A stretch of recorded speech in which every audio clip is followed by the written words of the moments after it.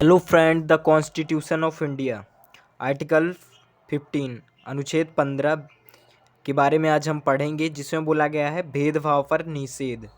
इसमें बोला गया है प्रोविज़न ऑफ डिस्क्रिमिनेशन।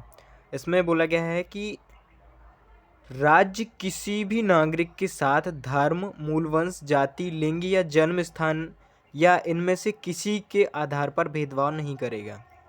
इसमें सीधे से कहने का मतलब ये है कि जो स्टेट है, राज्य है, वो किसी भी व्यक्ति के साथ इस आधार पर इस कारण से भेदभाव नहीं करेगा कि वो व्यक्ति का धर्म अलग है, मूल वंश जिस वंश से है वो अलग है, जाति अलग है, या वो महिला पुरुष है, इस आधार पर, या फिर उसका जन्म स्थान कोई अलग है, किसी अलग देश के मतलब देश के अंदर के किसी दूसरे राज्य से है। इन सब आधारों पर कोई भी राज्य, भारत के अंदर जितने भी राज्य, उनमें से कोई भी राज्य इन आधारों पर भेदभाव नहीं करेगा कानून के साथ। इनमें से किसी के आधार पर भेदभाव नहीं करेगा।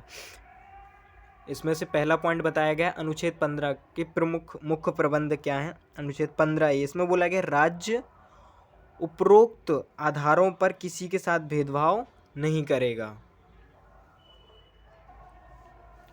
अनुच्छेद का 15(2) जो बोलता है कोई भी नागरिक दुकानों, सार्वजनिक भोजनालयों, होटलों, सार्वजनिक मनोरंजन स्थलों आदि में प्रवेश या उपयोग से वंचित नहीं किया जाएगा। मतलब कि अनुच्छेद 15 का जो दूसरा पॉइंट है वो ये बोलता है कि सार्वजनिक स्थान जो हैं, जिनमें भोजनालय शामिल है, होटल शामिल है, सार्वजनिक मनोरंजन स्थल शामिल है, इनमें प्रवेश या उसके उपयोग, इन सार्वजनिक स्थानों के पानी, खाना पीना का जो उपयोग से वंचित नहीं किया जाएगा, सिर्फ इस कारण से कि वो किसी अलग जाति, धर्म, नीची जाति से या ऊंची जाति से है।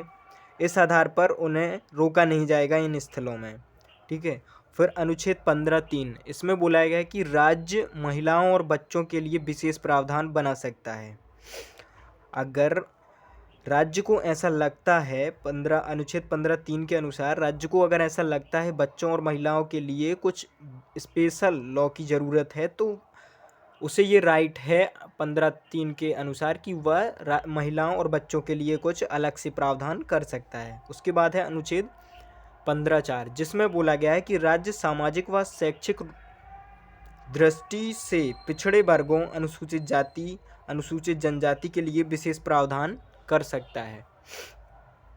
15(4) में सीधा बोला गया है कि जो ओबीसी, एसटी और एससी हैं, ये जो कि सामाजिक और शैक्षिक दृष्टि से पिछड़े हुए हैं, इनके लिए अगर किसी भी राज्य को लगता है कि कुछ स्पेशल लॉ बनाने की ज़रूरत है तो वो बना सकते हैं, ठीक उसी प्रकार जिस प्रकार की महिलाओं और बच्चों के लिए बना सकते थे। नेक्स्ट यहाँ पे 15(5) जिसमें बोला गया शैक्षणिक संस्थानों, निजी परंतु अल्पसंख्यक संस्थानों को छोड़कर वे पिछड़े वर्गों, एसटी एससी के लिए आरक्षण का प्रावधान भी किया जा सकता है। इसमें बोला गया है कि शैक्षणिक संस्थान, निजी संस्थानों उनको छोड़कर जो कि सार्वजनिक हैं, जो कि सरकार के शैक्षिक संस्थान हैं, उन संस्थानों में एसटी एससी और ओबीसी के लिए आरक्षण का प्रावधान किया जा सकता है। अनुच्छेद 15 का 6वां कहता है, 15(6) कहता है कि आर्थिक रूप से कमजोर वर्ग ईडब्ल्यूएस के लिए 10% तक का आरक्षण का प्रावधान है। अनुच्छेद